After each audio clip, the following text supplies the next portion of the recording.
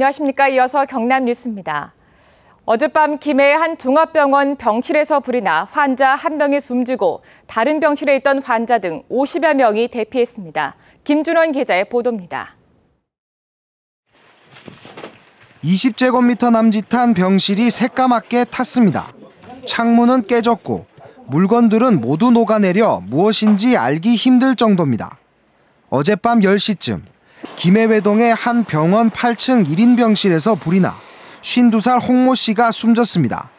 병실 화재 인력이 좀 많은 건지 진동부에 다 내려앉았어요. 소사하신 분, 환자분 위쪽에 덮여 있다 보니까 저희 또 2m를 이렇게 만질 수도 없고. 다른 환자들이 불을 끄려고 했지만 불이 난 병실 문은 잠겨 있던 상황.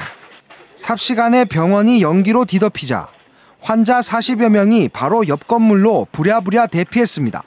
냄새가 어느 정도로 심해졌느냐면 사람이 맞아서는 안 될 정도로 업고 내려왔어요. 업고 내려오는데 그 와중에 다치시는 분도 있고. 숨진홍 씨는 최근 알코올 의존증 치료를 받기 위해 입원한 것으로 알려졌습니다. 우리 주치의가 24시간 한병원에서 아들하고 부인하고 격해진 시기에 사고 있습니다. 경찰은 정확한 화재 원인과 홍 씨의 사인 규명을 위해 국립과학수사연구원에 현장 감식과 시신 부검을 의뢰할 계획입니다. KBS 뉴스 김준원입니다. 경남FC가 올여름 이적 시장에서 가장 많은 7명의 선수를 영입했지만 후반기 전망을 가늠할 8월 경기에서도 승리를 챙기지 못하고 있습니다. 튀니지 대표 출신인 루아티 등 새로 영입한 선수들이 가능성을 보여준 데 만족해야 했습니다. 김대진 기자의 보도입니다.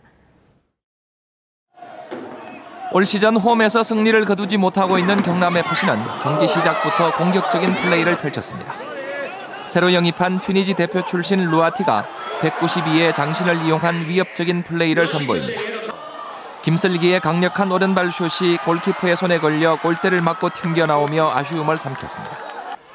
찬스 뒤 위기, 5분 뒤 안산의 역습으로 수비가 무너지면서 결승골을 내줍니다. 스테야노비치와 프랑크 등 공격수를 잇따라 교체 투입했지만 끝내 골문은 열지 못했습니다. 점유율 54대 46%, 슈팅수 25대 9, 유효 슈팅 10대 4, 배가 넘는 슈팅을 퍼붓고도 승점을 챙기지 못했습니다. 주말 안양과의 경기에서도 0대 2로 져 후반기를 가늠할 8월의 6경기 가운데 3경기에서 1무 2패. 나머지 3경기에서 반등의 기회를 잡지 못하면 올 시즌 4강 플레이오프 진출은 사실상 물 건너가게 됩니다. 4강 플레이오프로 멀어져가고 있어요. 그렇지만 포기하지 않고 또 지금 좋아져 있는 상태에서 분위기만 좀 반전될 수 있는 기회가 온다면은 연승도 가능하니까. 프로축구와는 거리감은 공무원 출신과 선거 캠프 출신 대표이사가 오가는 사이 팀의 어수선한 분위기는 계속되고 있고 홈 첫 승을 기다리는 팬들은 지쳐가고 있습니다. KBS 뉴스 김대진입니다. 다음은 한일 교환 뉴스 시간입니다. 오늘은 일본 초등학생들이 가부키 화장 체험을 했다는 소식 등을 시민보 아나운서가 전해드립니다. 일본 야마구치현 산요 오노시의 한 공연장. 일본 전통 예능인 가부키의 매력을 알려주기 위한 행사가 열렸습니다. 초등학생 600여 명이 모인 이번 행사에는 각 초등학교의 대표가 가부키 배우의 얼굴에 그리는 화장을 체험했습니다. 학생들은 가부키 배우로부터 가부키의 역사 등에 대한 설명을 들으며 얼굴 전체에 백분을 바르고 붓으로 눈썹과 입술을 그렸습니다. 또 맹인과 도둑이라는 가부키 공연을 보며 즐거운 하루를 보냈습니다.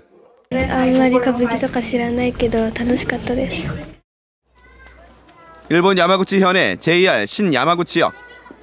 기차 역사 벽에 다양한 식물이 심겨진 수직 정원이 조성되고 있습니다. 이 역을 찾은 초등학생들은 이곳 수직 정원에서 식물 심기 체험을 했습니다. 학생들은 프랑스의 식물학자이자 예술가로부터 설명을 들으며 3종류의 식물을 심었습니다.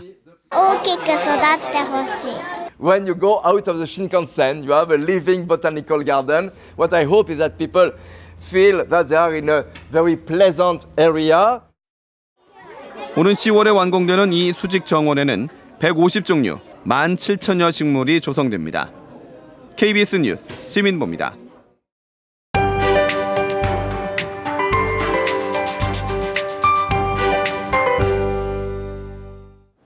오늘도 더위를 피해가긴 어렵겠습니다. 대체로 30도를 웃도는 무더위가 기승을 부리겠는데요. 그만큼 낮 동안 햇살도 강하니까요. 자외선 차단에도 신경 쓰시기 바랍니다. 오늘은 동해상에 위치한 고기압의 가장자리에 들겠습니다.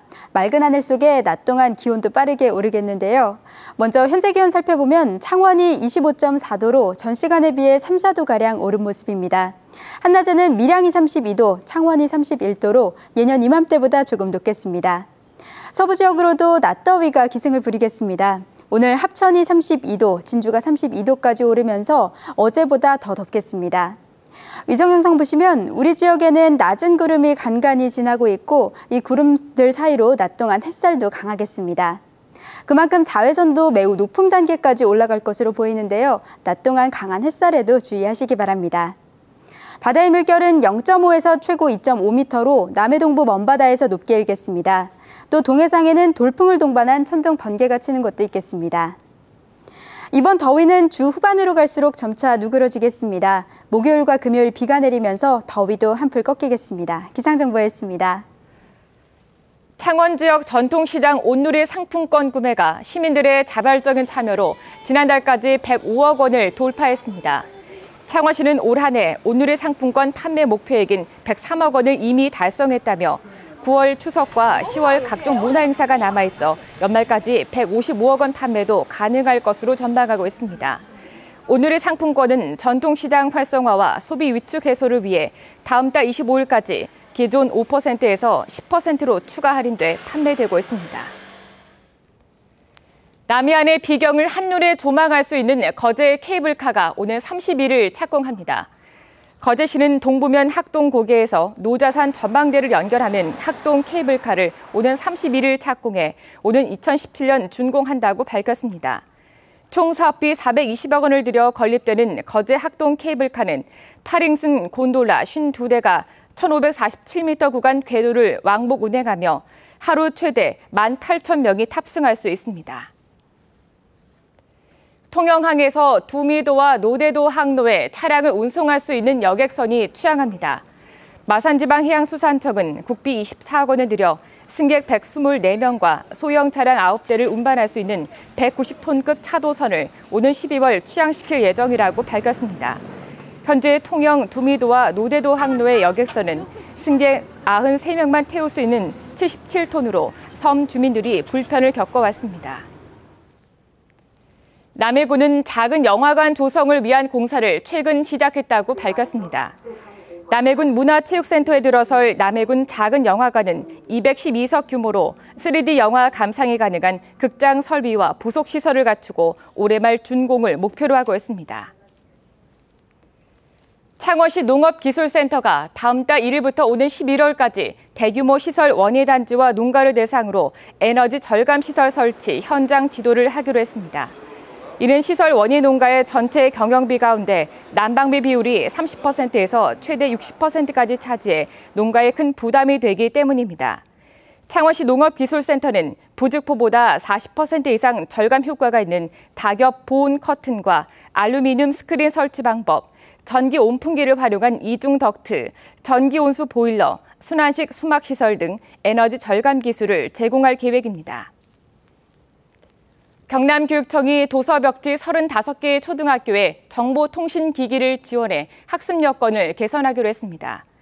교육청은 다음 학기부터 도서벽지 초등학교 학생 400여 명에게 태블릿 PC를 지원하고 국어와 수학 등 4개 과목에 대해 정규 수업에 연계한 온오프라인 방과 후 수업을 엽니다. 경남에서도 오늘부터 민관, 군경 2만 5천 명이 동원되는 을지 연습이 나흘 동안 진행됩니다. 경상남도는 오늘 불시 공무원 비상 소집에 이어 오는 19일에는 전략물자 보호시설인 거제 석유 저장 기지에서 적의 침입을 가상한 대비 훈련을 합니다. 같은 날 전 시군에서는 테러 진압과 주민 대피 훈련 등이 진행됩니다. 경상남도가 도내 균형 발전을 위한 서부권 대개발 정책 도입에 속도를 내고 있습니다. 경남도는 최근 5개 분과로 구성된 서부 대개발 교수자문위원회를 열어 조직을 정비하고 경남 미래 50년 사업과 보조를 맞춘 정책 개발을 시작했습니다. 교수자문단은 서부 대개발의 핵심 과제로 남부 내륙철도의 조기 착수와 혁신도시, 항노화 산업의 활성화, 항공산업의 정책적 지원 등을 꼽았습니다. 경남의 노인 인구가 13.6%를 넘었고 10개 시군은 초고령 지역으로 분류됐습니다. 올해 6월 말 주민등록 인구 기준으로 경남의 노인 인구는 남자 18만 1,000명, 여자 27만 6천 명으로 모두 45만 7천 명이며 전체 인구의 13.6%를 차지해 전국 평균을 소폭 웃돌았습니다. 10개 군 지역 가운데는 함안군이 고령 지역이며 나머지 9개 군은 모두 초고령 지역입니다. 경남 지역 소득의 많은 부분이 다른 지역으로 빠져나가고 있습니다. 한국은행 경남본부가 산업연구원과 지역 소득을 연구한 결과 2013년 경남의 생산소득 여기 유출액은 19조 3천억 원으로 충남과 경북에 이어 세 번째로 컸습니다. 한국은행은 여기로 유출된 돈이 주로 다른 지역에 거주하는 근로자의 임금으로 빠져나갔다며 고부가가치 산업구조를 갖추고 정주 여건을 개선해야 한다고 지적했습니다.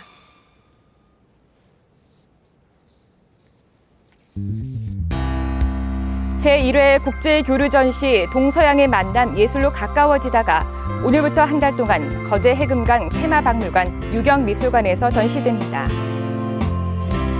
창원 청소년 오케스트라 제41회 정기 연주회가 내일 저녁 7시 30분 창원 성산 아트홀 소극장에서 열립니다. 아이네 플루트 앙상블과 국악이 함께하는 도시 텃밭 음악회가 오는 22일 저녁 7시부터 창원 불모산동 금수강산 텃밭 정원에서 열립니다. KBS 뉴스를 마칩니다. 고맙습니다.